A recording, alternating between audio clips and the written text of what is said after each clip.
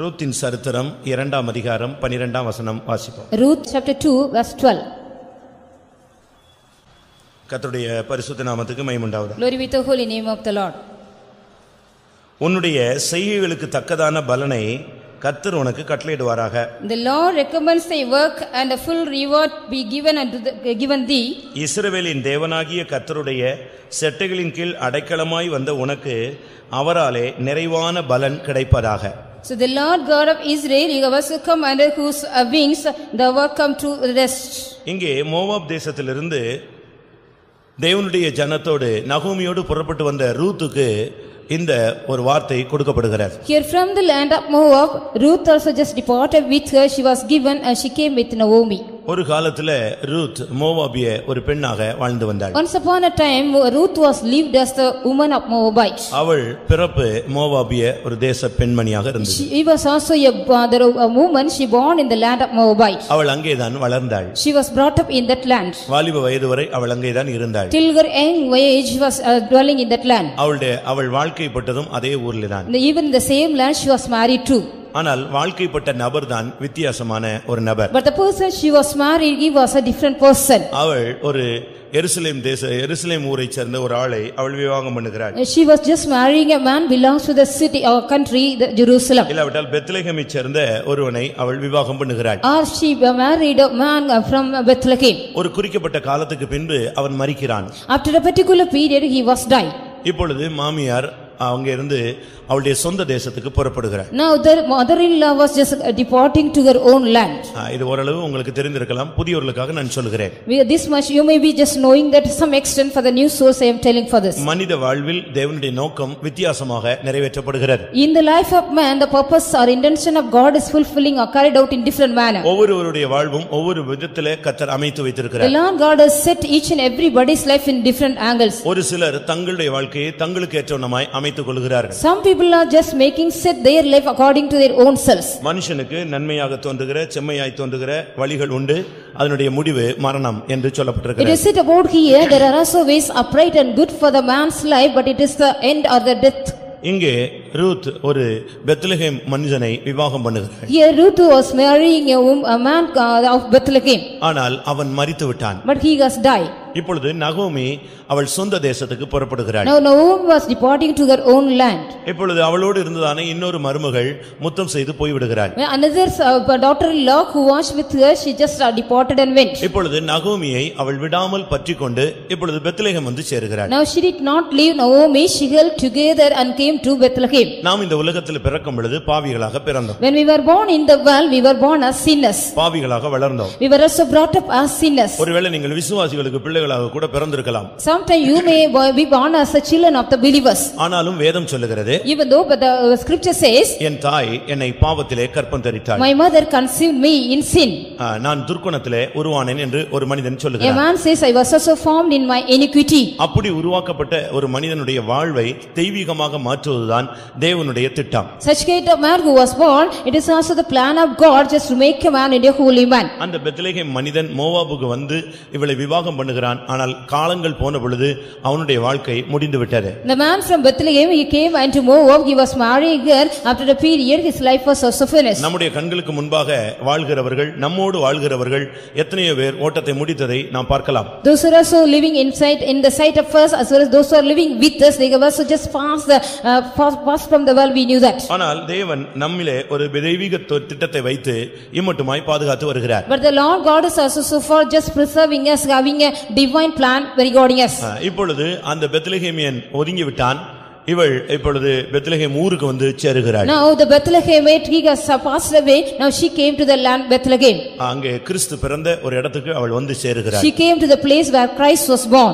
இதுவரை அவர் பிறந்தது, வளர்ந்தது, புருஷனை இழந்தது எல்லாம் பேச்சு அல்ல. So far it is so far what she has also just were born as well as brought up and lost, it was not that type place. எப்பொழுது இவள் பெத்லகேமுக்கு வந்தாளோ அப்பொழுது இருந்துதான் வாழ்க்கையிலே ஒரு பெரிய மாற்றம். At the time she came unto Bethlehem, she got a great difference or change in her life. கர்த்தருடைய பரிசுத்த நாமத்துக்கு மகிமை உண்டாவதாக. Glory be to the holy name of the Lord. இவளை மீட்கும்படியாக, to redeem her, பெத்லெகேமிலிருந்து ஒரு மனிதன் அங்கே மோவாபுக்கு வந்து தன் ஜீவனை கொடுத்தான். A man also came from Bethlehem to Moab. He gave his life for God to redeem God. நீங்கள் இந்த பிரசங்கத்தை வித்தியாசமாக கேட்டிருக்கலாம். இன்றைக்கு வேறு கோணத்தில் நாம் சிந்திப்போம். You might have heard this message in different angle. Let us go we are going to just meditate in different angle today.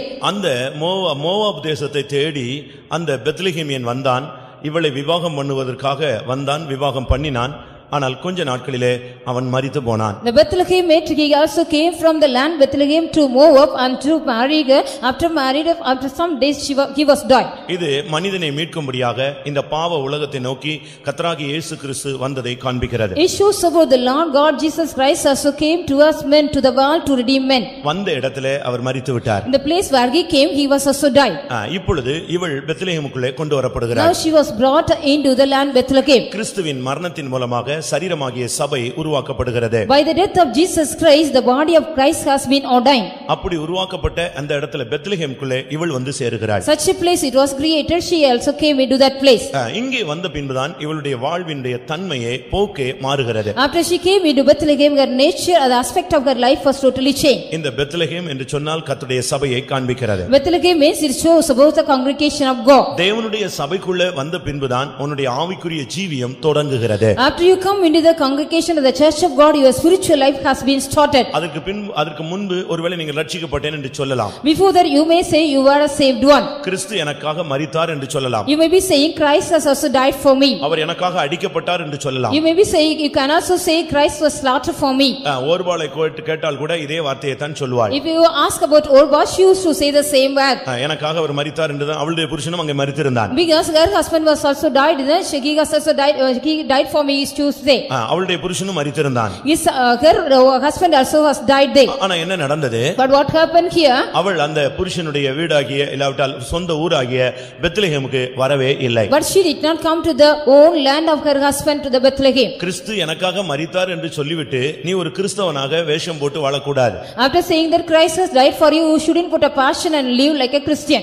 நீ அங்கிருந்து பெத்லெகேமுக்குள்ளே வர வேண்டியது அவசியம். It is also necessary you have to come from that place to Bethlehem. அவள் சொல்லுகிறாள், நான் உம்மை விட்டு திரும்பி போக மாட்டேன். She says, I will not just return back from you. திரும்பி போவதை குறித்து என்னோடு நீர் பேச வேண்டாம். You don't need to just talk about me going back. நீ போகும் இடத்துக்கு நானும் வருவேன். Wherever you go, I will come with you. நீர் தங்கும் இடத்தில் நானும் தங்குவேன். Wherever you dwell or lodge, I will lodge with you. உம்முடைய ஜனம் என்னுடைய ஜனம். Your people shall be my people. உம்முடைய தேவன் என்னுடைய தேவன். Your God shall be my God. நீ மரணமடைய இடத்தில் நானும் மரணமடைவேன். Where you shall die, I shall die there.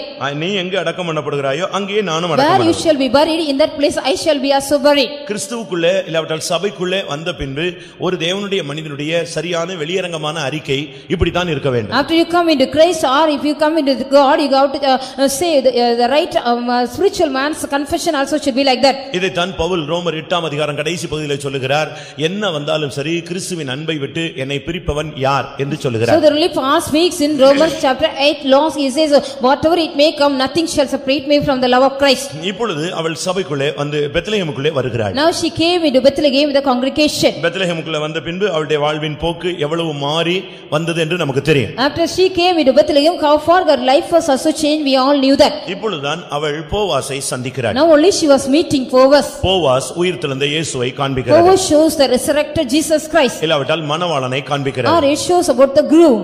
இது நீங்க எல்லாருக்கும் ஒரு உபதேசம் தெரிந்தவர்களுக்கு புரிந்திருப்பீர்கள். The people those who know the doctrine, you know this about this. Boaz புதிய ஏற்பாட்டு சபையினுடைய மணவாளனை காண்பிக்கிறார். Boaz shows about the groom of the New Testament church. Ruth வந்து புதிய ஏற்பாட்டு சபை மணவாட்டியை காண்பிக்கிறார். The Ruth shows about the bridal church of the New Testament. ஒவ்வொரு தேவனுடைய பிள்ளைகளும் மணவாட்டியாக மாற வேண்டுமானால் சர்ச் இல்ல பெத்லெகேமுக்குள்ளே நாம் அடி எடுத்து வைக்க வேண்டும். Each and every child of God, we want to be changed into the bridal church, we have to come into Bethlehem, the church of God. இப்படி பெத்லெகேமுக்குள்ள வந்ததானே அந்த பெண்ணை பார்த்து அந்த போவாஸ் சொல்லுகிறான், இஸ்ரவேலின் தேவனுடைய செட்டைகளின் கீழ் அடைக்கலமாய் வந்த உனக்கு அவராலே நிறைவான பலன் உண்டாவதாக. Likewise she also came into Bethlehem. Boaz said and those who also come under the wings of the living God, as a refuge, you shall get a great recompense and reward. இன்றைக்கு இந்த பெத்லெகேமுக்குள்ள இல்லாவிட்டால் அந்த செட்டைகளின் கீழ் வந்தால் நம்முடைய வாழ்விலே என்ன கிடைக்கும் என்பதை நான் உங்களுக்கு சொல்ல விரும்புகிறேன். I want to tell you, just if you also come under the wing or come under in the church of God, what are the things you are going to get it? ஓர்பாளை போல நீங்கள் எந்த சூழ்நிலையிலும் பின்வாங்கி போக கூடாது. And whatever may be the occasion, you shouldn't just go backslide or go back like like Orpah. ஓர்பாள் முத்தம் கொடுத்தாள். Orpah just kissed her mother-in-law. ஆனால் அவள் பயணத்தை தொடரவில்லை. But she did not just start her journey. அவள் மரித்த இயேசுவை அவள் பார்த்தாள். She only saw the dead Christ. ஆனால் உயிர்த்த இயேசுவோடு இணைக்கப்படவில்லை. But she was not united with the raised Christ. ரோமர் 6 அதிகாரம் என்ன சொல்லுகிறது? What does Romans 6 chapter says? அவருடைய மரணத்தில் நீங்கள் அவரோடு கூட இணைக்கப்பட்டால் அவருடைய உயிர்த்தெழுதலின் சாயலிலும் நீங்கள் என்ன செய்ய வேண்டும்? இணைக்கப்பட்டிருக்க வேண்டும். If you have been united in the likeness of his death, you shall also united in the likeness of his resurrection. ஒரு தேவனுடைய மனிதன் ஞானஸ்நானம் எடுத்தால் மட்டும் போதாது, அடுத்து உயிர்த்தெழுதலின் சாயல் பரிசுத்தாவின் அபிஷேகத்தையும் பெற வேண்டும். Not only a child of God, he has to take in the baptism, he has to receive the likeness of the Holy Spirit also. பரிசுத்தாவி இல்லாமல் ஒரு மனிதன் பரலோக ராஜ்யத்தின் மேன்மையான இடங்களை சுதந்தரிக்க இயலாது. Without the Holy Spirit, a man cannot attain the glorious place in the heaven. இந்த Boaz Manavalan. This Boaz the groom. அது நமக்கு எல்லாருக்கும் தெரியும் தானே? This we all knew that. Boaz என்றால் இன்னொரு அர்த்தம் பெலன் என்று அர்த்தம். Boaz mean another meaning strength. அதுதான் நான் சொன்னேன், அவர் உயிர்த்தெழுந்த இயேசுவை காண்பிக்கிறார். So the he says he shows about the resurrected Christ. உயிர்த்தெழுந்த இயேசுங்கிறது பொழுது அவரை உயிரோடு எழுப்பினது பரிசுத்த ஆவியானவர். Only the Holy Spirit has resurrected Jesus Christ. அவரை உயிரோடு எழுப்பினது பரிசுத்த ஆவியானவர். The Holy Spirit only made him raised from the dead. கிறிஸ்துவை மரித்தோரில் எழுப்பின ஆவி உங்களில் வாசமா இருந்தால் உங்களையும் அவர் உயிர்ப்பிப்பார். If the spirit of Christ which also raised from the dead it dwells in you, he shall also quicken you. அதனால தான் போவாஸ் என்று சொன்னால் பெலன். So when we mention about Boaz, it is strength. சரீர பெலன் அல்ல. Not as the bodily strength. ஒரு மனிதன் ஆவிக்குரிய ஜீவிதத்தில் பெலன் உள்ளவனாய் மாற வேண்டும். A man has to receive the strength in the spiritual life of him. நீங்கள் பெலன் அடைந்து யூதேயா எருசலேம் எல்லா பூமியின் எல்லையெங்கும் எனக்கு சாட்சிகளாய் இருப்பீர்கள் என்று இயேசு போகும்போது சொல்லிவிட்டு போகிறார். When Jesus Christ was ascending, he was also said and then when you also receive the power, you shall be witnesses and be in Judea, Samaria and all the uttermost part of the earth. அப்போஸ்தலர் 1:8 இந்த வசனத்தை நாம் பார்க்கலாம். We can read this verse in Acts of Apostles 1:8. Ruth என்று சொன்னால் சரியான அர்த்தம் என்ன? What is the right meaning of Ruth? friend என்று அர்த்தம். It's a friend, she's a friend. ஒரு சிநேகிதி என்று அவள் அழைக்கப்படுகிறாள். She was the friend. சபையும் கிறிஸ்துவும் ஒரு நல்ல ஒரு ஐக்கியத்திலே இருக்க வேண்டியது அவசியம். It is also necessary the church of God as well as Christ should be go in good fellowship or friend. புருஷன் ஆவியின் பலன் உள்ளவனா இருக்க வேண்டும், மனைவி அவனுக்கு ஒரு நல்ல ஒரு ஏற்ற துணையாக ஃப்ரெண்டாக இருக்க வேண்டும். The husband should be a strong man in the spiritual life, the wife should be a proper helpmate to him. அதுதான் ஏற்ற துணை என்று ஆரம்பத்தில் நாம் பார்க்கிறோம். So that we see in the beginning she was a proper helpmate. பழைய ஏற்பாட்டிலே அவள் ஏற்ற துணை, புதிய ஏற்பாட்டிலே அவள் சிநேகிதி. In the Old Testament she was a proper helpmate, but in the New Testament she is a friend to her husband. அதனால தான் தேவ ஆண்டவராகிய இயேசு கிறிஸ்து தன்னை பின்பற்றின ஜனங்களை பார்த்து சொன்னார், நீங்கள் என்னுடைய சிநேகிதர் என்று சொன்னார். So the Jesus Christ said to another people, those who follow him, you are my friends. அப்படிதானே சொல்லி இருக்கிறது? Said it no? யோவான் 15 அதிகாரம் 14 15 வசனங்களிலே நாம் இந்த வார்த்தையை பார்க்கலாம். We can read in John the Gospel chapter 15 verses 14 and 15. இந்த வசனங்களை நாம் கண்ணோக்கி பார்க்கும் பொழுது when we read these verses, ரெண்டு இடத்துல அந்த சிநேகிதர் என்ற வார்த்தை சொல்லப்பட்டிருக்கிறது. It is also said about the friend in two places. லாசரு கூட இயேசுவுக்கு சிநேகிதன். Even Lazarus was also a friend to Jesus Christ. யோவான் 11:11 நாம் பார்க்கலாம். We can read in John the Gospel 11:11. பழைய ஏற்பாட்டிலே நாம் பார்க்கும் பொழுது when we read in the Old Testament, ஏசாயா 41:8 பார்க்கும் பொழுது when we read in Isaiah 41:8, என் சிநேகிதனாகிய ஆபிரகாமின் சந்ததியே என்று அவர் சொல்லுகிறார். he is also calling you generation of my friend Abraham. அப்ப விசுவாசத்தின் தகப்பன் தேவனுக்கு ஒரு சிநேகிதன். So the father of the faith, he was a friend unto God. இல்லாவிட்டால் சரியான ஒரு விசுவாசி தேவனுடைய ஒரு சிநேகிதன். So a right believer is a friend of God. தேவனுடைய கற்பனைகளை, தேவனுடைய வார்த்தையை ஒருவன் கீழ்ப்படிந்து அன்பு கூர்ந்து நடந்தால் அவன் தேவனுக்கு சிநேகிதன். If a man also follow the commandment of God as well as his word of God, he is a friend unto God. ஒருவன் தன் சிநேகிதருக்காக ஜீவனையே கொடுக்கிறான். Even one man is also giving his own life for a friend. அப்படி என்று யோவான் 15:13 சொல்லப்பட்டிருக்கிறது. He said in John the Gospel 15:3, நான் கற்பிக்கிற யாவையும் நீங்கள் கைக்கொண்டால் நீங்கள் என்னுடைய சிநேகிதர். whatever I teach you, if you follow that, you are my friends. அப்ப மணவாளன், மணவாட்டி, சபை, புருஷன், மனைவி இவர்கள் எல்லாம் நாம் பார்க்கும் பொழுது ஒருவர் சிநேகிக்கிறவர்களாக, சிநேகிதிகளாக வாழ வேண்டும். So when we see about the church of God as well as the groom, bride and the husband and wife, we have to just love each other. உன்னத பாட்டு 5 அதிகாரம் 16 வசனத்திலே பார்க்கும் பொழுது மணவாட்டி தன்னுடைய மணவாளனை குறித்து சொல்லுகிறார், இவரே என் சிநேகிதர் என்று சொல்லுகிறார். In Song of Solomon it is said about the bride says about the groom, he is my beloved. உன்னத பாட்டு 5:16 இந்த வார்த்தையை நான் பார்க்கலாம். We can read in Song of Solomon 5:16 this one. இப்படிப்பட்ட ஒரு ஐக்கியத்திலே நீங்கள் குடும்பத்தை அமையுங்கள், சபையை அமையுங்கள். நாம் இந்த சபையும் வளரும், குடும்பங்களும் செழிப்படையும். In such kind of fellowship or relationship, you have to just set up your family as well as the church, so both will just get progress. இங்கே போவாஸ் ரூத்தை சந்தித்த உடனே முதலாவது சொல்லக்கூடிய வார்த்தை என்ன? What is the first word when Boaz met and she said unto Ruth? அவள்கிட்ட சொல்கிறார், இஸ்ரவேலின் தேவனுடைய செட்டுகளின் கீழ் நீ வந்து விட்டாய். You have also come under the wing of the Lord of Israel. இன்னைக்கு அதை குறித்து தான் நாம் சிந்திக்க போகிறோம். Today just we are going to meditate regarding that. உங்களுடைய வாழ்க்கையில நீங்கள் எங்க இருக்கிறீர்கள் என்று பாருங்க. In your life where are you? Just you meditate that. சூழ்நிலைகள் மாறும்போது நாம் எங்க இருக்கிறோம்?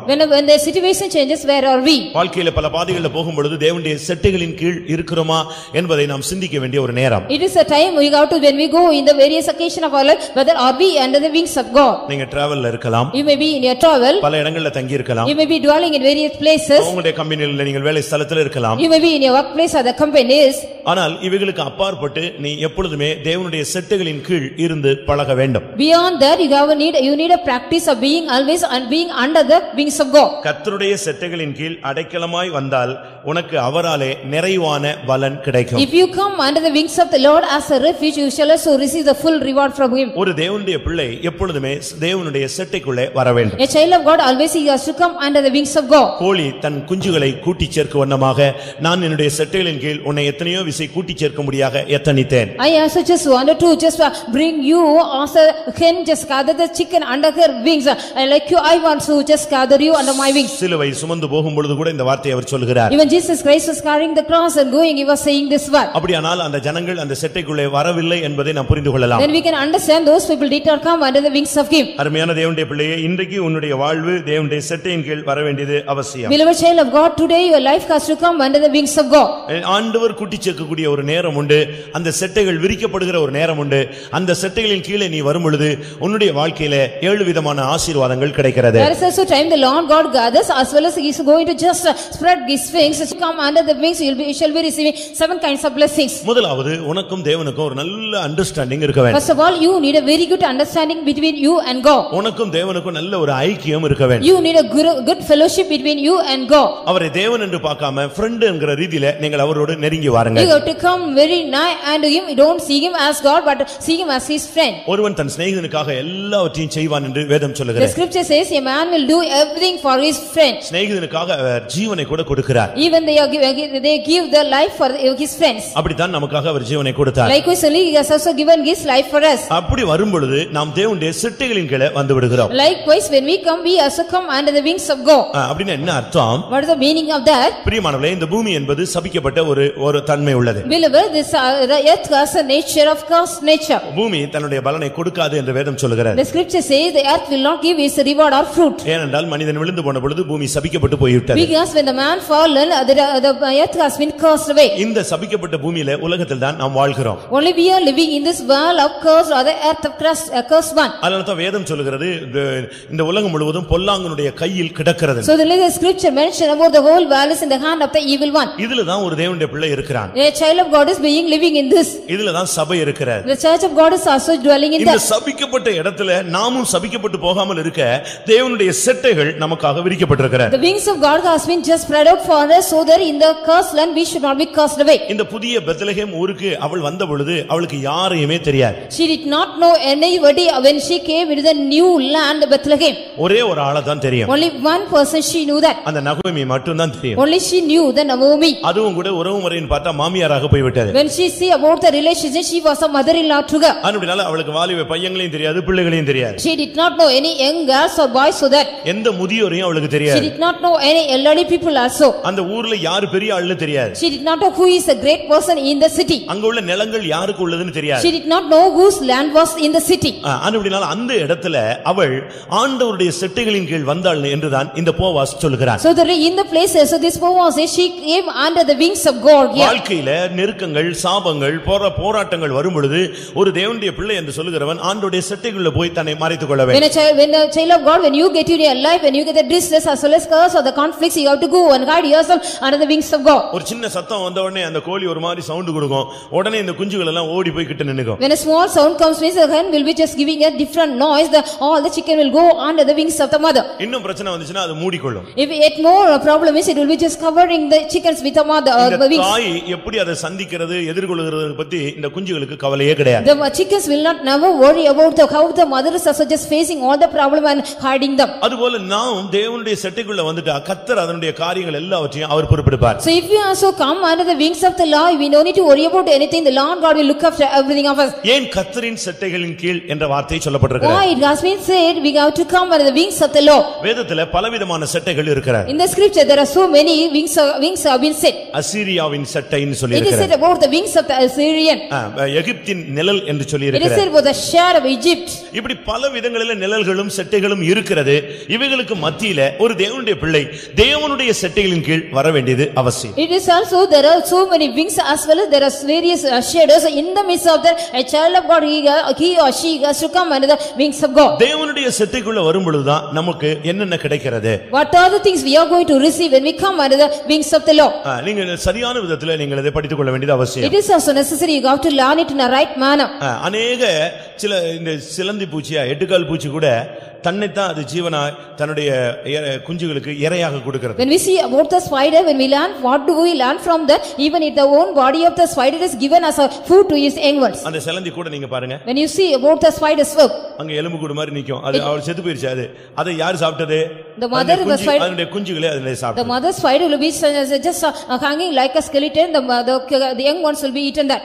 நமக்கு தேவனுடைய செட்டைக்குள்ள வரும்பொழுதுதான் ஆசீர்வாதங்களும் நன்மைகளும் கிடைக்கிறது. When we come under the wings of the Lord, we will be getting all the blessings and the benefits. ஒன்று One thing, அவருடைய செட்டையின் கீழ் வரும் பொழுது நிறைவான பலன் கிடைக்கிறது. when you come under the wings of God, you will be getting the full reward. ஒரு நிறைவான ஆசீர்வாதம் தான் கிறிஸ்தவ வாழ்வின் ஒரு பூரணம். In the Christian life, if you also get a full blessing, that is the perfection of the Christian life. தேவனுடைய ஆசீர்வாதம்ங்கிறது ஒரு நிறைவானது. The blessing of God has a fullness. நீங்க பைபிள் ஃபுல்லா படிச்சு பாத்தீங்கன்னா தேவன் நிறைவுள்ளவர்ங்கற வார்த்தை அதிகாரத்துல இருக்கு. When you read the whole Bible, you can also learn God is full. So many verses are said. எல்லா இடங்களிலும் தேவன் சம்பூர்ணமாய் தான் நிறைவாய் தான் அவர் தன்னை வெளிப்படுத்துகிறார். In all the places, the Lord God is also revealing himself as a full God, as well as a God of rich. அவனவன் செய்கைக்கு தக்க பலன் என்னோடு கூட வருகிறதுன்னு சொல்றார். He says, according to the deed of each and every man, my reward is coming with me. கர்த்தர் உன் செய்கைக்கு தக்க பலனை கட்டளையிடுவாராக. Let the Lord also command you and command unto you then according to the deed of you. அத சொல்லிட்டு அடுத்து சொல்றான், இஸ்ரவேலின் செட்டைகள் தேவனுடைய செட்டைகளின் கீழ் வந்ததனால உனக்கு பலன் செய்கைக்கு தக்க பலன் அல்ல, என்ன கிடைக்கும்? நிறைவான ஒரு பலன் கிடைக்கும். Because you have come under the wings of the Lord of Israel, you will be getting the full reward. கிறிஸ்தவ வாழ்க்கைங்கிறது ஒரு நிறைவு உள்ளது. The Christian life has a fullness. கிறிஸ்துவின் நிறைவுக்கு நிறைவான வளர்ச்சிக்கு ஏதுவாக நாம் மாற வேண்டும். We have to also just change into the fullness of Christ. இல்லாவிட்டால் பூரண புருஷன் Or the perfect man. இல்லாவிட்டால் கிறிஸ்து இயேசுவுக்குள் தேறினவனாய் மாறுவது. Or we should say perfect in Christ Jesus. ஆண்டவரை நீங்க பாத்தீங்கன்னா எல்லாவற்றிலும் நிறைவுள்ளவர். When we see about God, he is full or perfect in all things. பரிசுத்தம் அப்படினு எடுத்தீங்கன்னா அவர் பயங்கர மகா பரிசுத்தர். When we see about the holiness, the Lord God is perfect in that, he is the most holy one. அன்புள்ளவர்னு சொன்னா அவரை போல அன்புள்ளவர் யாரும் இருக்க முடியாது. So when we say about the love, no one will be more than love than him. பாவிகளாய் இருக்கல் நம்ம நேசித்தது மாத்திரமல்ல. Not only when we were sinners, he loved us. உள்ள வந்த பிறகு நம்ம பாவம் செஞ்சாலும் நம்ம நேசிச்சிட்டு இருக்கோம். When we come inside, after we do sin, also he is loving us. Old Testament வேற, நியூ டெஸ்டமென்ட் வேற. Old Testament is different from the New Testament. பழைய ஏற்பாட்டுல வந்து பயங்கர கண்டிப்பானவர். In the Old Testament, he was so severe on warning. உடனே ஒரு judgement கொடுத்துருவார். So immediately he will be also just giving the punishment. ஆனா புதிய ஏற்பாட்டுல பாருங்க கிருபையுள்ள தேவனாக தன்னை வெளிப்படுத்துகிறார். But in the New Testament, he is also revealing himself as a gracious God. அதனால தேவனுடைய செட்டைகளின் கீழ் இந்த உலகத்திலே நாம் வந்து எப்பொழுதும் தங்கி பழக வேண்டும். So we need the practice of being in this world. We have to come under the wings of God always. சாபம் நிறைந்த ஒரு உலகம். This is a world full of curses. பாவம் நிறைந்த ஒரு உலகம். This is a world full of sins. போராட்டம் நிறைந்த ஒரு உலகம். This is a world full of conflicts. இவைகளுக்கு மத்தியில கர்த்தருடைய செட்டைக்குள்ள நீ இருந்தீனா உனக்கு நிறைவான ஆசீர்வாதம் கிடைக்கும். The midst of that, we also being inside the wings of God will be getting the full reward. நிறைவானது வரும் பொழுது குறைவானது ஒளிந்து போகும். When the fullness come, all the lacknesses will be just put away. அப்படினால தேவனுடைய செட்டைகளின் கீழ நீங்கள் வந்து பழகுங்க. So you need the practice of being come under the wings of God. உன்னதமானவருடைய மறைவில் இருக்கிறவன் சர்வ வல்லவருடைய நிழலில் தங்குவான். He that dwelt in the most high, he shall also abide in the most high. ஒவ்வொரு நாளும் நீங்க உன்னதமானவருடைய மறைவில சர்வ வல்லவருடைய நிழலில நீங்க தங்கி பழகணும். So every day you have to also just dwell in the secret places and the shadow of the most high. நீங்க பஸ்ல போயிட்டு இருந்தா கூட அங்கேயும் கூட கர்த்தருடைய செட்டை உன் மேல விரிக்கப்பட்டிருக்கும். Even though if you go in the bus, there will be the wings of God will spread over there. இன்னொரு இடத்துல நீ போய் தங்கி இருந்தாலும் அங்கேயும் தேவனுடைய செட்டைக்குள்ள நீ இருக்கிறத உணர வேண்டும். When you go and dwell in some other places, you have to feel you are just dwelling under the wings of God. அப்படி நீங்க ஒரு பிராக்டீஸ்ல வந்து பாருங்க, எந்த வல்லமையும் உங்களை தொட முடியாது. So when you come under the practice, no power can touch you. ஒன்று நிறைவான பலன். The first one is the full reward. இரண்டாவதாக Secondly, சங்கீதம் 17ஆம் சங்கீதம் 9ஆம் வசனத்தை பார்க்கும் பொழுது when we read Psalm 79, அங்கே காப்பாற்றக்கூடிய செட்டைகள். it is said about the wings which able to keep us or protect us. துன்மார்க்கனுடைய சக்திகளுக்கு நம்மை விலக்கி காப்பாற்றக்கூடிய செட்டை. This is the wing, it also protect us or the preserve wings from the wicked one. வாசியுங்கள்.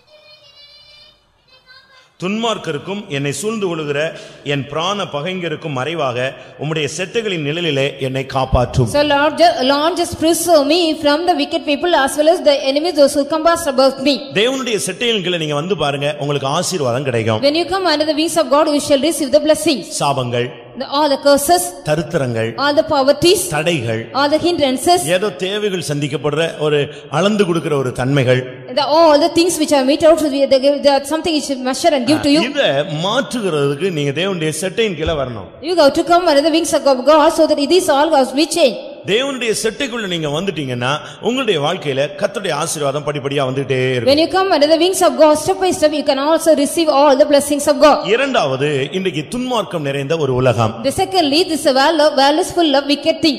இது துன்மார்க்கம் நிறைந்த ஒரு உலகம். This world full of wicked thing it is. அது நீங்க உணர்ந்திருப்பீங்க. You might have just realize or sense that. எப்போ நம்ம கௌரவன் பாத்துக்கிட்டே இருப்பான். They will just thinking when we will just overtake. என் சத்துருவே, நான் விழும்படி நீ என்ன செய்தாய்? தள்ளினாய். ஆனால் கர்த்தரோ என்னை என்ன செய்கிறார்? தாங்குகிறார். Oh enemy also made me to push me to just fall down, but the Lord God upholded me. புருஷனை இழந்து ஒரு விதவையாக அவள் வந்து நின்றாள். She has also lost her husband as a widow. She came here. வாழ்க்கையில பயங்கரமான ஒரு நிர்கதியான ஒரு சூழ்நிலை. She was so getting the wretched condition in her life. ஆனால் அந்த நேரத்துல அவள் ஆண்டவருடைய செட்டைகளின் கீழே போய் இருந்து பழகிக் கொண்டாள். In that time she got a practice of going under the wings of God and took the practice. வாலிப வயதில் உள்ளவர்கள், இளம் பிராயத்தில் உள்ளவர்கள் எல்லாம் நீங்கள் கர்த்தருடைய செட்டையின் கீழ இருந்தாதான் நீங்க பாதுகாக்கப்பட முடியும். The people those who are if you also go on sit under the wings of God, only then you can be preserved. இரண்டாவதாக, துன்மார்க்கருடைய வல்லமைகளுக்கு கர்த்தருடைய செட்டையின் கீழ வந்தால் நீ பாதுகாக்கப்படுவாய். Secondly, you shall be preserved if you also come under the wings of God from the wicked one. என்னை ஒடுக்குகிற துன்மார்க்கருக்கும் என்னை சூழ்ந்து கொள்ளுகிற பிராண பகைஞருக்கும் என்னை காப்பாற்றும். It says about the enemies which are also just oppressors as well as the soul enemies, they are just encamping about me. ஆண்டவருடைய செட்டையின் கீழ வந்தா கர்த்தர் உன்னை காப்பாற்றுவார். If you come under the wings of the Lord God will preserve thee. நேபாளத்திலிருந்து ஒரு பிள்ளை வேலை விஷயமாக பெங்களூர் வந்தாள். Regarding the work of the work from Nepal, a girl came. நேபாளல இருந்து ஒரு பெண் வேலை விஷயமா பெங்களூர் வந்தாள். A girl came to Bangalore for her work from Nepal. வந்தது ஒரு நபரை நம்பி வந்து விட்டாள். She has believed a person and came here. பணம் எல்லாம் கட்டி தான் வந்தா. She paid all the money and came. ஆனா வந்த இடத்துல அவன் நம்பி வந்த ஆளு அது வேலை செய்யற ஆள் கிடையாது. அவன் விபச்சார விடுதி நடத்துற ஒரு ஆள். The person when she believed and came, that particular person not he came and gave any job. He was a man conducting prostitution. ஆனா இந்த பெண்ணுக்கு அது தெரியாது, பேரண்ட்ஸ்க்கு அது தெரியாது. But the parents as well as the woman, she did not know. அவங்க அங்க இருந்து நம்முடைய ஃபெய்த்தம் லெட்டர்லாம் கொடுத்து நீ போனா இந்த ஃபெய்த்தம் பாரு அப்படினு பெங்களூர் அட்ரஸ் எல்லாம் கொடுத்து அனுப்பி விட்டாங்க. They were given the address in the Bangalore, our faithom address to Bangalore. They sent her. இங்க வந்த பிறகுதான் அவளுக்கு தெரியுது தான் வந்து ஒரு பெரிய வலையில சிக்கிட்டோம். After she came, only she came to know she was also caught in a great snare or net.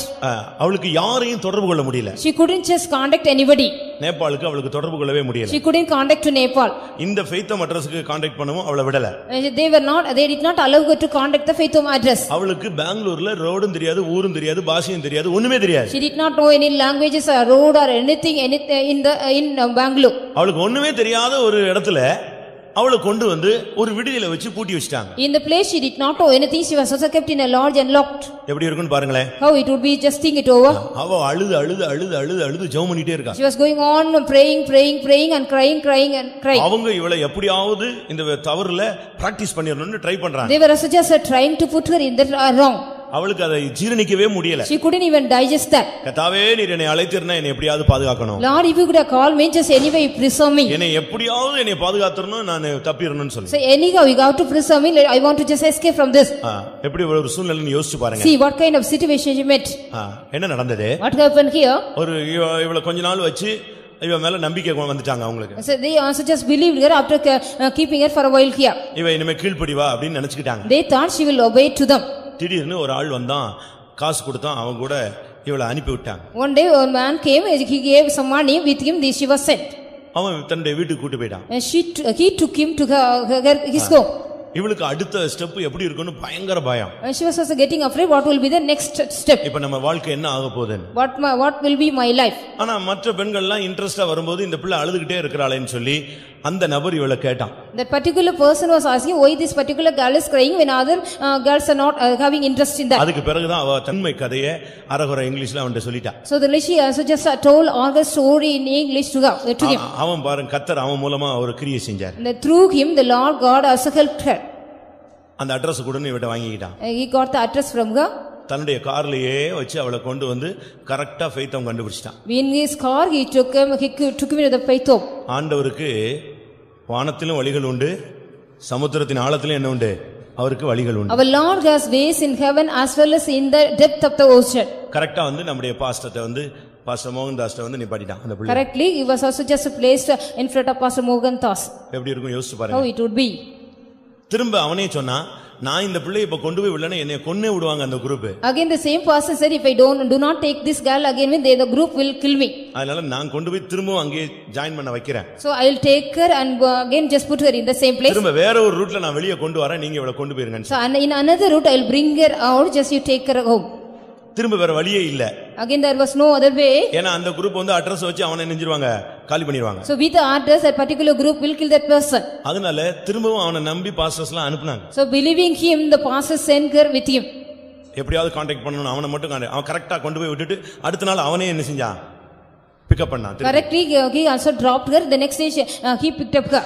ஆனா அதுக்கு பிறகு இவளை கொண்டு வந்து ஃபெய்த் ஹோம்ல விட்டு அவன் தனியா போய்ட்டான். So after that he left her in the faith home, he went away. இவங்க ஒரு 4 நாள் வைத்து திருப்பி அவளை நேபாளல அவங்க பேரண்ட்ஸ்ல கொண்டு போய் சேர்த்துட்டாங்க. After they kept him for 4 days here, then they took her to வாழ்க்கையில பிரச்சனைகள் வரும். In the life we may get problems. நீ அவைகளுக்கு மத்தியில கர்த்தருடைய செட்டைகளின் கீழ இருந்தா கர்த்தர் உன்னை பிராண பகைஞருக்கு துன்மார்க்கருக்கு விலக்கி அவர் உன்னை காப்பாற்றுவார். In the midst of that, if you are also under the wings of God, the Lord God will also preserve from the wicked people as well as the enemies of your soul. என்னை ஒடுக்குகிற துன்மார்க்கருக்கு என்னை விலக்கி உம்முடைய செட்டையின் கீழே வைத்து என்னை காப்பாற்று. Lord, please preserve me under the wings those who oppress me, the enemies. இப்படி எத்தனை பேர் சீக்கட்டுகளில் இருந்து வெளியே வந்திருக்கிறீர்களா? How many of you did anyone come out like from the distress like this? ஒருவேளை இந்த பாதை அல்ல இல்லாம இருக்கலாம், வேற ஒரு பாதையாக என்ன செய்யலாம் இருக்கலாம். Not maybe like this same path, it may be some different path. நமக்கு விரோதமாய் பல விதங்களிலே துன்மார்க்க சக்திகள் எழும்பும். So the wicked power may rise against us in various manners. எங்க அண்ணனை ஒரு group வெட்டிடுச்சு. One group of people they just wounded my brother. பதிலுக்கு அவனை வெட்டி விட்டாங்க. Instead that he also just did that. அதுக்கு பிறகு எல்லாரும் தலைமறைவு. So everybody were just hided themselves. நானும் என் சிஸ்டர்ஸ் தான் ஊர்ல இருக்கறோம். Only I and my sister was inside in the city. அவங்க எல்லாரும் சொன்னாங்க ஒண்ணு அந்த பொண்ணுங்களை காலி பண்ணிரணும், இல்ல இந்த கடைசியா இருக்கறான் இவனை காலி பண்ணனும். So either we got to kill that the girl or as this boy. அப்படிதான் அவங்க பிளான் பண்ணிருந்தாங்க. Likewise only they have planned. நிப்பாங்க ரோட்ல நிப்பாங்க. They will be standing on the road. தூத்துக்குடியில ரோட்ல நிப்பாங்க. In the Thuthukudi they will be waiting. நான் வரும்போது பாப்பேன், அது அப்பலாம் நான் ரட்சிக்கப்பட்ட புதுசு தான், இவ்வளவு ஸ்பீடு இவ்வளவு ஆவிக்குரிய தன்மை இல்ல.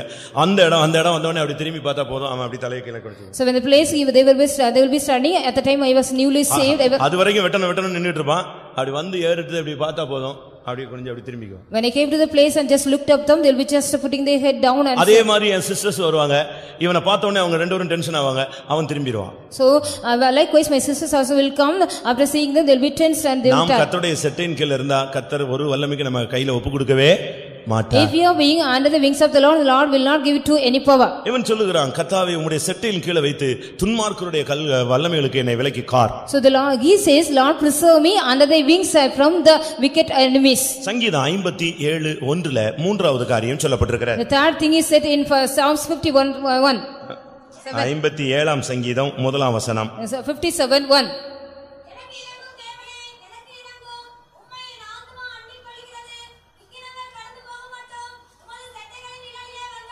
இங்கே சொல்லுகிறான், எனக்கு இறங்கும் தேவனே, எனக்கு இறங்கும் என்று சொல்லுகிறான். He says, Lord, be merciful unto me, be merciful unto me. இங்க உள்ள ப்ராப்ளம் என்ன? What is the problem here? விக்கினங்கள் அவனை தொடர்ந்து வந்துட்டே இருக்கு. The calamities was just following him. எல்லாவற்ற ஈவில், தீமைகள் அவனை சூழ்ந்து கொண்டே வருது. All the evil things were just following him or encompassing him. அது வந்து கிராஸ் பண்ணுது அவனை. And just it was crossing him. நீங்க சில நேரத்துல நீங்க ரோட்ல போங்க, உங்களுக்கு விரோதமானவங்க உங்களுக்கு முன்னால வருவாங்க, திருப்பி எங்க வருவாங்க? பின்னால வருவாங்க. So some when you also just go in the road, some people those are against you, they will be come in front or crossing you, again they will be coming back of you. அப்படி பாத்துக்கிங்களா? Have you ever seen likewise? விக்கினங்கள் கடந்து போகிறது. சில வல்லமைகள் வந்து நம்மளை மேற்கொள்றதுக்காக நம்மளை cross பண்ணும். The calamities being overpassing, some powers also want to just overtake us. இந்த நேரத்துல நீங்க வந்து அதோட போய் இடிச்சு நிக்க கூடாது. And you should not go and dash against that in that time. விக்கினங்கள் கடந்து போகிற வரைக்கும் நீ எங்க போய் உட்கார்ந்திரணும்? அவருடைய செட்டைகளின் மறைவில போய் உட்கார்ந்துட்டா அது கிராஸ் ஆகி போய்டும். Until the calamities being overpassed, we go and sit under the wings of it, it will be just passed away. எகிப்தில இஸ்ரவேல் ஜனங்களுக்கு கர்த்தர் ஒரு பாதுகாப்பை கொடுத்தார். In Egypt, the Lord God just preserved the protection for the people of Israel. இன்றைக்கு இரவு சங்காரதூதன் வருவான். Today night the destroyer will come. பஸ்கா ஆட்டுக்குட்டியின் இரத்தம் யார் வீட்ல எல்லாம் தெளிக்கப்பட்டிருக்கோ அங்க உள்ள வர மாட்டான். So wherever the place or wherever the houses the blood of the paschal lamb is sprinkled, he will not come in. எந்த வீடுகள்ல இரத்தம் இல்லையோ அந்த இடத்துல என்ன செய்யும்? சங்காரதூதனுடைய வல்லமை உள்ள இறங்கும், தலைச்சன் பிள்ளை செத்து போவான். In which other houses there is no blood is sprinkled, the destroyer will go and just destroy the first one. எல்லாரும் பஸ்காவை புசிச்சிட்டு இரத்தத்தை தெளிச்சிட்டு ஒருத்தர் கூட வீட்டை விட்டு வெளியே வரல, எல்லாம் வீட்டை விட்டு அமைதியா இருந்தாங்க. அந்த சங்காரதூதன் கடந்து போகிற வரைக்கும் இஸ்ரவேல் ஜனங்கள் வெளியே வரவில்லை. So after everybody they ate the Passover lamb, they were also being inside the houses till the destroyer crossed over. No Israelite came out from their houses. ஏனென்றால் இது தீமைகள் நிறைந்த ஒரு உலகம். Because this is a world full of evil thing. தீய சக்திகள் உள்ள உலகம். This is a world which is having evil powers too. எவனை விழுங்கலாமோ என்று வகை தேடி சுற்றி திரிகிற ஒரு time. This is a time they are also just thinking to whom they want to swallow. எப்படி ஆயினும் நம்மள ஓவர்கம் பண்றதுதான் அதனுடைய வேலையே. Only it is a work to just overcome anyway. நீங்கள் அந்த விக்கனங்கள் கடந்து போகிற வரைக்கும் ஆண்டவருடைய செட்டைகளுக்குள்ள கொஞ்சம் பிரேக் பண்ணி நீங்க காத்து. You have to break yourself for a little while under the wings of the Lord till the calamities be overpassed. ஆண்டவர் என்ன சொல்கிறார்? What does the Lord say?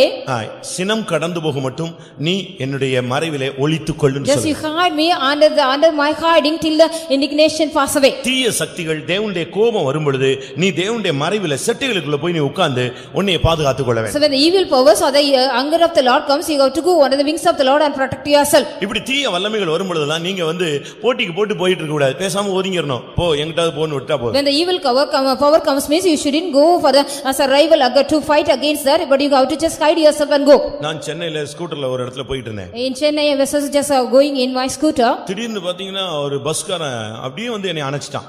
Suddenly a bus came and dashed over me. அதுக்கு பிறகு எனக்கு போறதுக்கு இடமே கிடையாது. After that I couldn't just go in that place. அவன் வேணும்னு இல்ல, அவன் போற வேகத்துல நிச்சிட்டு போறான், அணைச்சிட்டு போறான். Not purposely, whatever the speed he was going, just he dashed. நான் அப்பதான் யோசிச்சேன் எங்க போய் விட போறானோ, அப்படிதான் யோசிச்சேன். 1/2 கிலோமீட்டர் கூட வரல, வண்டி ஆக்சிடென்ட் ஆகி உருண்டு கிடந்துச்சு. So I thought that where he is going to fall, I think within a second he was also just he did not go even a half a kilometer. அவன் ஹார்ன் அடிக்கிறான், எனக்கு இடம் இல்லன்னு சொல்லிட்டு நான் ரோட்ல நின்னேன்னா என்னை தான் முதல்ல அடிச்சிட்டு நின்னுப்பான், கவுந்திருப்பான். So when he was giving the horn, when I was standing on the road, means first of all he might have just met that கடந்து போற வரைக்கும் விடு, போறவெல்லாம் போயிட்டே இருப்பான், எங்கயாவது போய் கவுந்திட்டு இருப்பான். So let him go, just you have to leave him to go. விக்கினங்கள் கடந்து போக மட்டும் நீ அவருடைய செட்டைகளின் நிழல்ல போய் நிஞ்சிக்க, உன்னை ஒளிச்சு உட்கார்ந்து. Till the calamities be overpassed, you have to go hide yourself under the wings of God. நான் கேரளால இருக்கும்போது, when I was in Kerala, அங்க நம்முடைய விசுவாசி பையன் கார்ல போயிருக்கான். One of the believers boy was going in a car. ஒரு ஆர்சி ஃாதர் அவரும் கார்ல வந்திருக்காரு. An RC father, he was also just coming in a car. அவர் ஆர்சி ஃாதர்னு இவனுக்கு கண்ணாடி ஏத்துனதால தெரியல. Because he did not find out he was an RC father, he raised the window. ரெண்டு பேருக்கு ரோட்லயே ரன்னிங்லயே ஒருத்தர் முந்தியோ இடிச்சோ பிரச்சனை வந்துருச்சு. So they got a problem because they just took overpass or just dashed against each other. அவர் இவனை போக்கு காட்டிட்டாரோ இல்ல இவன் அவரை போக்கு காட்டிட்டானோ, ரெண்டு பேருக்கும் பிரச்சனை ஆயிடுச்சு. They two got the problem because they two just did something. அதுக்கு பிறகு அவர் ஸ்பீட் எடுத்து போயிட்டார். After that he took in a speed, he went away. இவனுக்கு பயங்கர வருத்தம். He was just worried much. விரட்டிட்டான். He just went fast back of him. ரெண்டு car சும்மா போகுது, விரட்டி போயிட்டாங்க. These two cars are also just going very speedy. அவர் பார்த்தார் இவன் வர்றான்னா நிச்சயமா சண்டைக்கு தான் வர்றான்னு தெரிஞ்சு போச்சு அவருக்கு. அதனால அவர் ரொம்ப வேகமா போய் அந்த RC ஃாதருடைய பங்களாக்குள்ள பூந்துட்டார். So he came to know that only he is going to just coming speedily for quarrel, he went inside the bungalow of him. இவன் பங்களாங்களெல்லாம் பார்க்கல, இவன் அதே ஸ்பீட்ல உள்ள போயிட்டே இருக்கான். He was also, he did not see it was a bungalow, he was also going in the same speed back of அங்க him. போய் பார்த்த பிறகு தான் அவர் RC father. So when he went there only he came to know he was a father in the ரொம்ப RC. Speed கூடுனதுனால அவனுக்கு தரம் புரியாம போய் சண்டை போட்டான். Because he did not because his increased speed, he did not understand who was he. அது ஒரு பெரிய பிரச்சனையாகி கேரளால பேப்பர்ல எல்லாம் போட்டு பெரிய பிரச்சனை பண்ணாங்க. It was a great problem when they were also published in the newspaper in Kerala. எதுக்கு இத சொல்றேன்னா, What do I want to say? அவன் கடந்து போறான்னு என்ன செய்ய விடு. If he go speedily, let him go.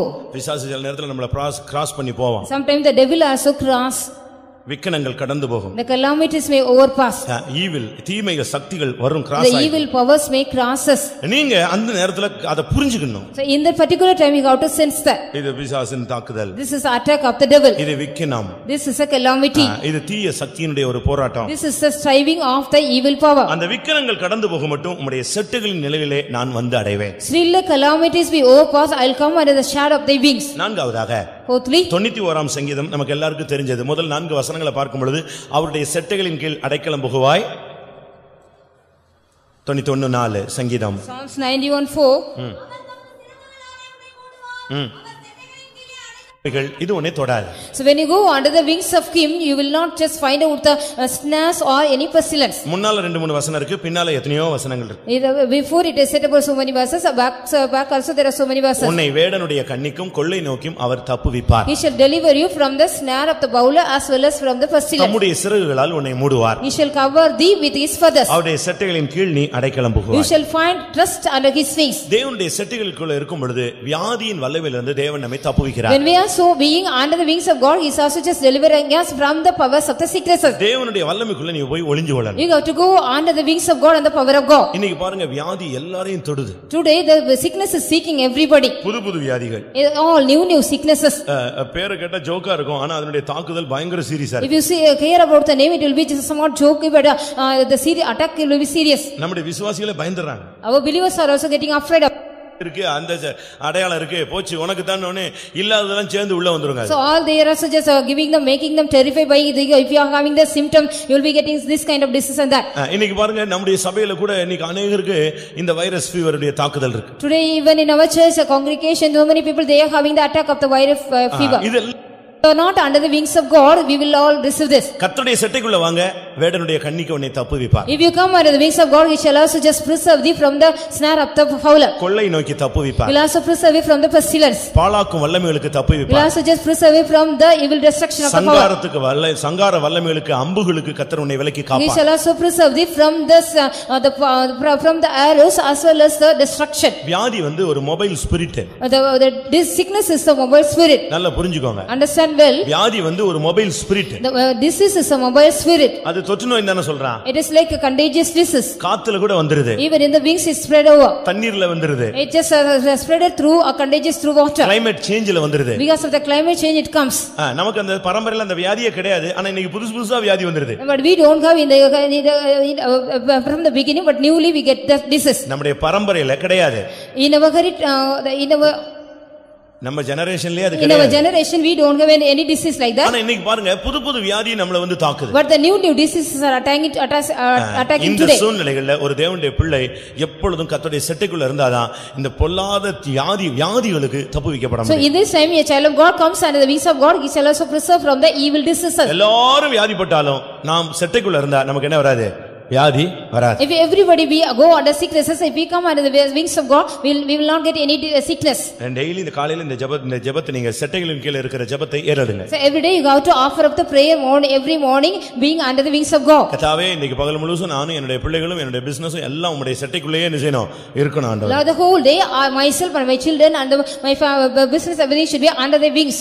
நம்ம அங்க இருந்தாதான் அடுத்து நமக்கு கிருபை கிடைக்கும். Only then if you are there we will be not see any person. நீங்களே யோசித்து பாருங்களே. Just you think it over. இந்த வாழ்க்கையில இவ்வளவு தூரம் வந்திருக்கீங்களே, யார் உங்களுக்கு துணையாக வந்தாரு? So வந்தாரு? far also crossed your life, who was a help for you? உங்க மனைவி வந்தாளா? Whether your wife has come with you? புருஷன் வந்தாளா? Whether your husband has come with you? யார் வந்தது? Who has come with you? கர்த்தர் தான் நம்முடைய துணை. Only our Lord God is our help. கடைசியாக Finally மல்கியா 4ஆம் அதிகாரம் 2ஆம் வசனத்தை பார்க்கிறோம். Malachi 4:2. நீதியின் சூரியன் உதிக்கும். The son of righteousness shall arise. அதனுடைய செட்டையின் கீழ் Aaron under the wings of that. தேவனுடைய செட்டையின் கீழ வந்தா நல்ல ஒரு சுகம். When you come under the wings of God, you will be getting the great help. நீங்க அந்த இத நல்லா படிச்சு பாருங்க. Just you read that. வியாதிக்கு பின் சுகம் அல்ல. Not after the sickness, the health. சுகம் நீ உன்னை நான் சுகமாக்குவேன்னு சொன்னா சுகமாக்குறாருன்னு I'll heal thee means the man who got this disease he is healing. ஆனா இங்க என்ன சொல்லிருக்கு? But what is it here? சொல்லுங்க வாசிங்க. ஆரோக்கியம் இருக்கும். There is healing under the wings of that. நீ அதுக்குள்ள இருந்தேனா நல்ல ஒரு ஆரோக்கியம் உள்ளவனா இருப்ப. நீ வியாதியஸ்தனாவே இருக்க மாட்டாய். Man will not be a diseased man. கர்த்தருடைய செட்டையின் கீழ இருக்கும்போது வியாதி வராது. அதுதான் கிறிஸ்தவ வாழ்க்கையில மேன்மையானது. That is also excellency of the Christian life. Being under the wings of the Lord, you will not get any disease at all. யாத்ராகமம் 15:26ல பார்க்கும் பொழுது When we read Exodus 15:26, ஆண்டவர் என்ன சொல்றாரு? what the Lord says here, எகிப்தியருக்கு வரப்பண்ணின வாதையை நான் உனக்கு வர பண்ணேன். I will bring no more disease. I have also brought under the Egyptian the plague. I will not bring you over. ஆனாலும் ஸ்லிப் ஆகறவங்களுக்காக சொன்னாரு நான் உன் பரிகாரியாகிய கர்த்தர். Even though the Lord said to the people those who sleep, I am the healer. அப்ப first step என்ன? What is the first step? வியாதி வராது. You will not get any sickness. வியாதி வராம இருக்கணும்னா என்ன இருக்கணும்? What you have to do if you don't get any sickness? நல்ல ஹெல்த்தா நல்ல ஒரு ஆரோக்கியம் உள்ளவங்களா நம்ம You மாறணும். should be the healthy people. அப்ப தேவனுடைய செட்டையின் கீழ நீ இருந்தால் உனக்கு ஆரோக்கியம் இருக்கும். So if you be under the wings of the Lord, you shall get any heal.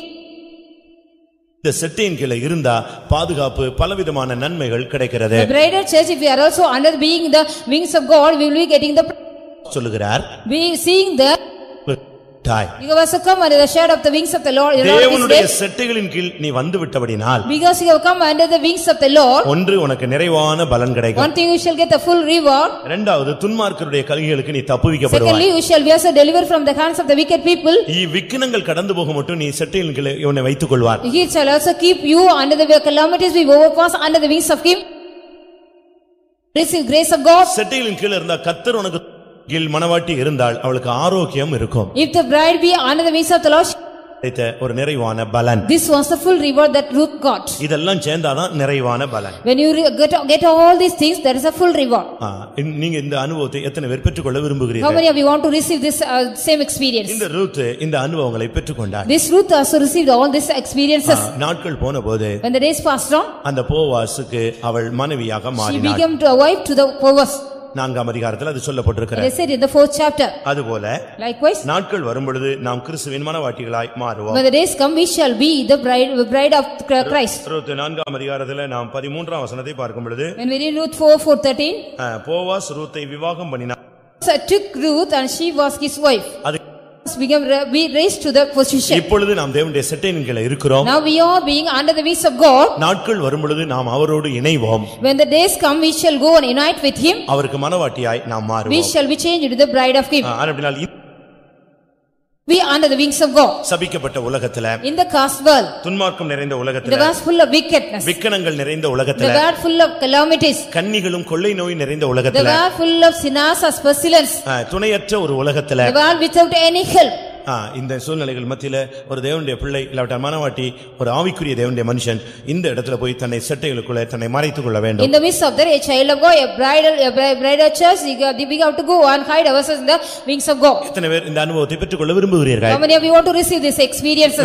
விரும்புகிற எல்லாரும் கண்களை மூடுவோம். those who like to receive this experience, close your eyes. நீங்கள் எந்த நிலவரத்துல இந்த தேவ சந்நிதிக்கு வந்திருந்தாலும் சரி, whatever may be the state you have come into the congregation, நீங்கள் வரும் பொழுது உங்களுடைய நிலவரம் ஒவ்வொரு விதங்களிலே இருந்திருக்கும். when you came here, your states may be different.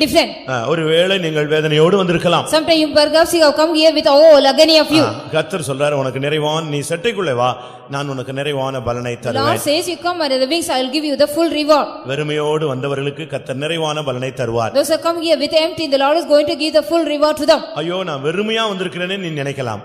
you can also think because I have come here with empty. ஒன்றை புரிந்து கொள்ளுங்கள். one thing you have to understand, வெறுமையாய் வந்தவனை தான் கர்த்தர் நிரப்பணும்னா அதிகமாய் கொடுக்க வேண்டியிருக்கிறது. so it is also the Lord has to give more those who come here with empty. அப்படினா உடனே சொல்லுவீங்க நாங்க எல்லாரும் வெறுமையாய் வந்திருக்கோம். immediately you will be saying we all come here with empty hand again. எல்லாரும் கண்களை மூடி முழங்கால் படிடுவோம். let us all close our eyes and kneel down. கர்த்தர் உன்னை நிரப்புகிறவர். the Lord God is going to fill you. எல்லாவற்றையும் எல்லாவற்றாலும் நிரப்புகிற கர்த்தர் உன்னுடைய வெறுமையை மாற்றி நிறைவான பலனை உனக்கு கட்டளையிடுவார். the Lord God who is going to fill everything with all things is also just make all change all your empty as well as give you full reward.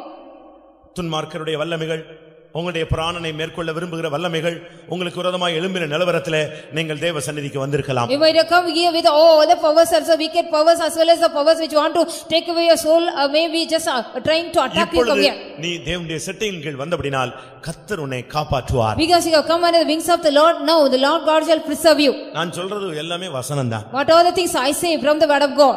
மூன்றாவது, பல வல்லமைகள் உன்னை பின்தொடர்ந்து வந்து கொண்டிருக்கலாம். Thirdly, so many powers may be just following you. Evil powers. Oh, the evil powers. தீய சக்திகள். Oh, the evil powers. நீ பயப்படாதே. You don't need to just worry about that. அது கொஞ்ச நேரத்துல உன்னை கடந்து போய்விடும். So within a little way it will just pass away. அது கடந்து போகும் வரை அருமையான தேவனுடைய பிள்ளையே, நீ இந்த செட்டையின் கீழே மறைத்துக்கொள். You dear child of God, be just hide yourself under the wings of the God till the calamities be overpass. கர்த்தர் இந்த காலை வேளையிலே தன்னுடைய செட்டைகளை விரித்தவராக நம்முடைய மத்தியிலே வந்திருக்கிறார். This morning the Lord has come here just spreading his wings here. நீ அதற்குள்ளே அடைக்கலம் புகுந்துகொள். Just you go and find refuge under that. நீ அடைக்கலம் புகுந்தால் எந்த வியாதி வல்லமை உன்னை தொடாதே. If you also go and find refuge under the wings of the Lord, no disease or any power will touch you. நீ உள்ளே வா, கர்த்தருடைய கிருபை உன்னை நிரப்பும். If you come inside, the grace of God will fill you. உன்னுடைய துக்கத்தை கர்த்தர் மாற்றி கலிகூறுதலாய் The மாற்றுவார். Lord God will change all your sorrow and make it into a joy. துக்கம் சந்தோஷமாய் The மாறும். sorrow shall make a change into joy. கர்த்தர் உன்னை இன்னைக்கு பலப்படுத்தி ஆரோக்கியம் உள்ளவனாய் அனுப்ப போகிறார். The Lord God is going to strengthen you and send you a எத்தனை பேர் இந்த healthy man. கூட்டத்தில் இந்த வார்த்தையை கேட்கும் பொழுது கர்த்தருடைய செட்டைகளை இந்த இடத்துல உணர்கிறீர்கள்? When you hear the word of God, how many of you are feeling the wings of God now? வரும் பொழுதே When you come here, ஒரு தரிசனத்தோடு ஒரு வெளிப்பாடோடு நான் வந்தேன். I have come here with a revelation and a vision. இல்லாவிட்டால் வந்த பின்பு கர்த்தர் என்னோடு செட்டைகளை குறித்து பேசினார். So after I come here, the Lord God talked to me with இல்லாவிட்டால் regarding கர்த்தருடைய the வார்த்தையை wings. கேட்கும் பொழுது நான் அதை ஃபீல் பண்ணுகிறேன் என்று எத்தனை பேர் When I சொல்லுகிறீர்கள்? hear in the word of God, just I feel that how many of you are saying so? இஸ்ரவேலின் தேவனாகிய கர்த்தரின் செட்டைகளின் கீழ் அடைக்கலமாய் வந்த உனக்கு தேவன் நிறைவான பலனை கட்டளையிடுவார். You have come under the wings of the Lord of Israel. You have come as a refuge. The Lord God will give you full reward. எல்லாரும் விசுவாசிக்கிறவர்கள் உங்களை தாழ்த்தி ஒப்புக்கொடுங்க. Those who believe, just humble yourself and commit yourself. ஒருவேளை நீங்கள் எந்த நிலவரத்தில் இருந்தாலும் சரி, விரிக்கப்பட்ட அந்த செட்டைக்குள்ளே இப்பொழுது நீங்கள் உள்ளே ஓடி வந்து விடுங்க. Perhaps whatever may be the state, you have to come under the wings which are spreaded now. கர்த்தருடைய நாமம் பலத்த Thurugam. The name of the Lord is a strong tower. நீதிமான் அதற்குள்ளே ஓடி சுகமாய் தங்கி The இருப்பான். righteous man will run into that and be happy and stay. இதோ தேவனுடைய செட்டை விரிக்கப்பட்டிருக்கிறது. Behold, the wings of the Lord has been spread out. நீயும் உன்னுடைய பிள்ளைகளும் உன்னுடைய குடும்பமும் கர்த்தருடைய செட்டைக்குள்ளே வாருங்கள். You and your children, your family come under the wings of the Lord. கர்த்தர் தன்னுடைய செட்டைகளால் உன்னை மூடுவார். The Lord shall cover thee with his wings.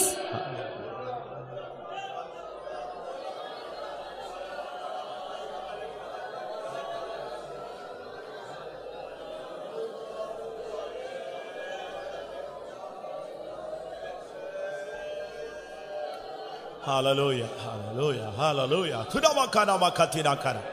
ஆமென். உங்களில் எத்தனை பேர் வெறுமையாய் வந்திருக்கிறீர்கள்? உங்களில் எத்தனை பேர் துன்மார்க்கருடைய தாக்குதலுக்கு பயந்து நடுங்கி தேவ சமூகத்தை தேடி வந்திருக்கிறீர்கள்? உங்களில் எத்தனை பேர் தீய சக்திகளுடைய தாக்குதல் எனக்கு இருக்கிறது என்பதை நான் உணர்கிறேன் என்று சொல்லுகிறீர்கள்? உங்களில் எத்தனை பேர் வியாதி வல்லமின் தாக்குதல் பல கன்னிகளுடைய சிக்கின நிலவரத்தில் வந்திருக்கிறீர்கள்? எத்தனை பேர் ஆண்டவரே எனக்கு கிருபையே இல்லையே என்று ஒரு அங்கலாய்ப்போடு வந்திருக்கிறீர்கள்? உங்களில் எத்தனை பேர் ஒரு துக்கத்தோடு வேதனையோடு சஞ்சலத்தோடு தவிப்போடு கர்த்தருடைய சந்நிதியிலே வந்திருக்கிறீர்கள்? உங்களில் எத்தனை பேர் பலனற்றவர்களாய் கர்த்தருடைய சமூகத்தில் வந்திருக்கிறீர்கள்? ஓ, கர்த்தர் உன்னை பலப்படுத்துவார். உனக்கு நிறைவான பலன் கிடைக்கும். உன்னை சந்தோஷமாய் மாற்றுவார். உன்னை ஆரோக்கியமாய் மாற்றுவார். உன்னை கிருபையினால் முடிசூட்டுவார்.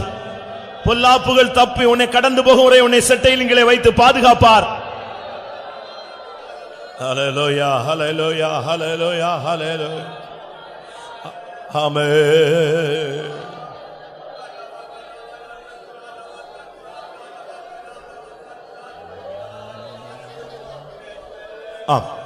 ஒரு 2 நிமிஷம் எல்லாரும் தேவ சமூகத்தை நீங்க அனுபவிங்க. நீ இங்கதான் உட்கார்ந்து இருக்கிற இந்த இடத்துல மாத்திரமல்ல, உன் வீட்டையும் கர்த்தருடைய செட்டை மூடட்டும். உன் பிள்ளைகள் தூரத்திலோ சமீபத்திலோ உன் குடும்பத்தை சேர்ந்தவர்கள் எங்க இருந்தாலும் சரி, கர்த்தர் அவர்களையும் செட்டையின் கீழே கொண்டு வரட்டும். உனக்கு உண்டான ஏதாவது பொருட்களோ சொத்துக்களோ வெகு தூரத்தில் இருக்கலாம். உனக்கு உண்டானவைகளையும் இப்பொழுது தன்னுடைய செட்டையின் கீழே கர்த்தர் கொண்டு வருவார். ஹல்லேலூயா. எத்தனை பேர் அதை விசுவாசிக்கிறீர்கள்? நான் தேவனுடைய சட்டையின் கீழே கொண்டு வரப்பட்டவன். ஹல்லேலூயா, ஆமென், ஹல்லேலூயா, ஹல்லேலூயா.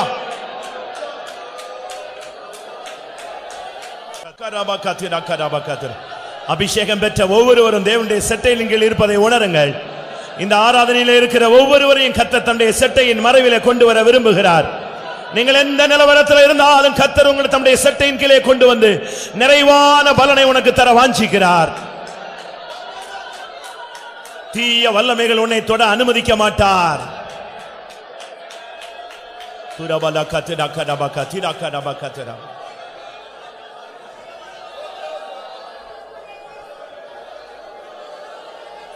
ஆம், ஒரு சிலர் சட்டையின் கீழே அவர்கள் கடந்து போகிறார்கள். ஒரு சிலரை தேவனே தன்னுடைய சட்டையின் கீழே கொண்டு வருகிறார். ஆமென். நீங்கள் எந்த நிலவரத்தில் இருந்தாலும் சரி, ஒன்று நீங்கள் இந்த கூட்டத்தில் அவருடைய சட்டையின் கீழே வந்து விடுங்கள். இல்லாவிட்டால் அவருடைய சட்டை உன்னை நோக்கி கடந்து வந்து உன்னை மூடிக்கொள்ளும். ஹல்லேலூயா, ஹல்லேலூயா, ஆமென். ஏசப்பா என்று நான் அழைத்தார், பாசத்தால் என்னை அரவணைப்பார். ஏசப்பா என்று நான் அழைத்தார், பாசத்தால் என்னை அரவணைப்பார்.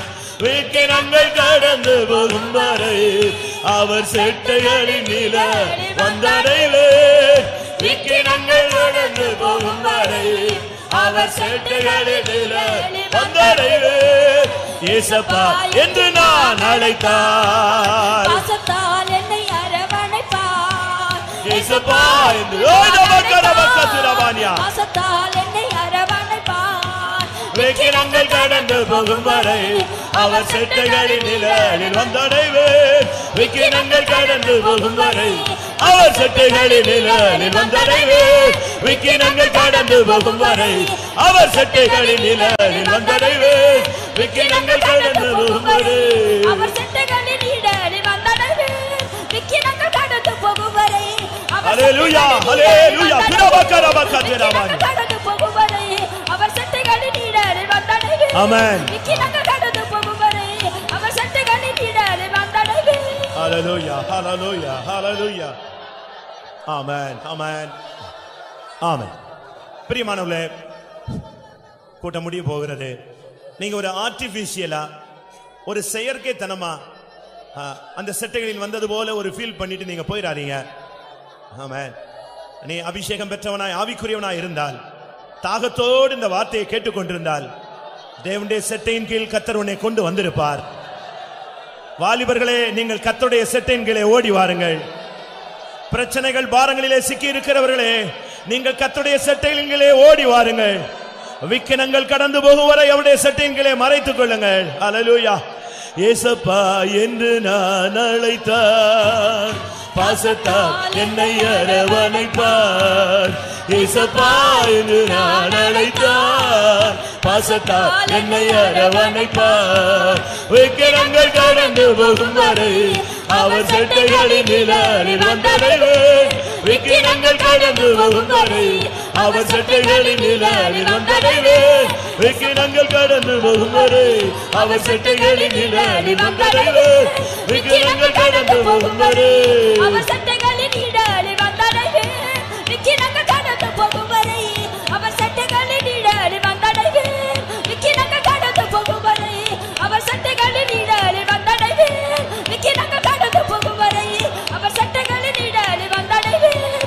விக்கிரங்கள் கடந்து போகும் வரை அவர் செட்டைகளின் நிழலில் வந்தடைவேன்.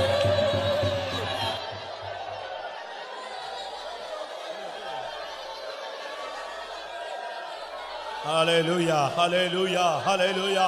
குரவலக ஷபலபக ரபனா திடவலக திடகரபகதர. ஆமென். உன்னை அழைத்தவர், உன்னை வேறு பிரித்தவர், இம்மட்டுமாய் நடத்தினவர், எக்காலம் தொனிக்கும் வரை தன்னுடைய செட்டையின் கீழே வைத்துக் கொள்வார். எக்காலம் தொனிக்கும் வரை உன்னையும் உன்னுடைய பிள்ளைகளையும் உனக்குண்டான எல்லாவற்றையும் கர்த்தர் தன்னுடைய செட்டையின் கீழே வைத்துக் கொள்வார். உன் ஊழியம் தேவனுடைய செட்டையின் கீழே மறைக்கப்பட்டிருக்கும். உன்னுடைய குடும்பம் தேவனுடைய செட்டையின் கீழே மறைந்திருக்கும். உன் வாலிப பிராயத்தை தன்னுடைய செட்டையின் கீழே கர்த்தர் மறைத்துக் கொள்வார். விக்கினங்கள் கடந்து போகும் வரை அவர் செட்டைகளின் நில வந்தடைவேன். விக்கினங்கள் கடந்து போகும் வரை அவர் செட்டைகளின் நில வந்தடைவேன். விக்கினங்கள் கடந்து போகும் வரை அவர் சட்டைகளின் நிழலே வந்தடைவேன். விக்கினங்கள் கடந்து போகும் வரை அவர் சட்டைகளின் நிழலே வந்தடைவேன். விக்கினங்கள் கடந்து போகும் வரை அவர் சட்டைகளின் நிழலே வந்தடைவேன். விக்கினங்கள் கடந்து போகும் வரை அவர் சட்டைகளின் நிழலே வந்தடைவேன். விக்கினங்கள் கடந்து போகும் வரை அவர் சட்டைகளின் நிழலே வந்தடைவேன். ஹalleluya ஹalleluya. பிரியமானவர்களே,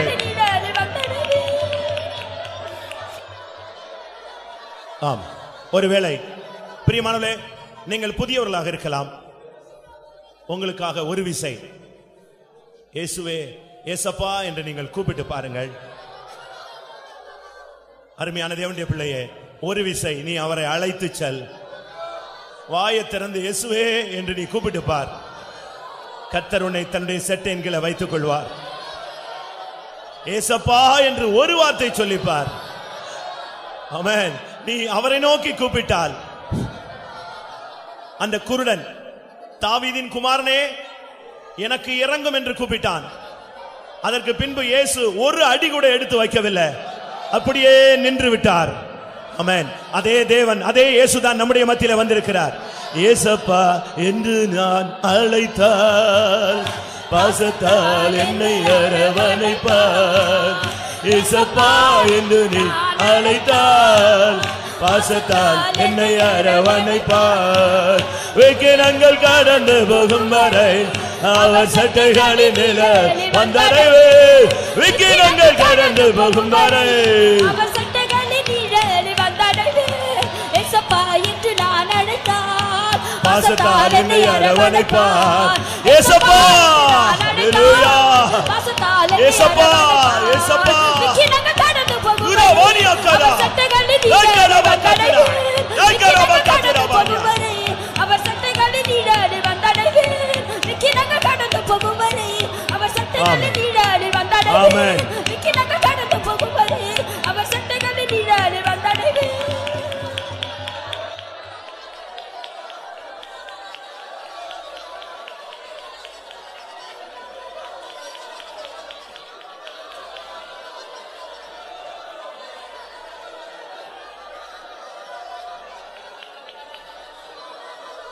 ஹalleluya ஹalleluya ஹalleluya. ஆமென். நாம் வந்த நிலவரத்தை அறிந்து அதற்கு பரிகாரமாக தன்னுடைய செட்டைகளின் கீழ் நம் ஒவ்வொருவரையும் கர்த்தர் கொண்டு வந்தார். அதற்காக ஸ்தோத்திரம் பண்ணுவோம். Praise the Lord, praise the Lord, praise the Lord. Ruth எங்கேயோ பிறந்தாள், எங்கேயோ வளர்ந்தாள். ஆனால் கர்த்தருடைய செட்டைகளின் கீழே கர்த்தர் அவளை கொண்டு வந்தார். அவளுடைய வாழ்வு சிறந்தது, ஒரு மேன்மையான தன்மையை பெற்றுக்கொண்டாள். அதுபோல நாம் எங்கேயோ பிறந்தோம், எங்கேயோ வளர்ந்தோம், எப்படியோ இருந்தோம். ஆனால் இந்த கால வேளையில தன்னுடைய செட்டைகளின் மறைவில் தேவன் நம்மை கொண்டு வந்தார். அதற்காக ஸ்தோத்திரம் பண்ணுவோம்.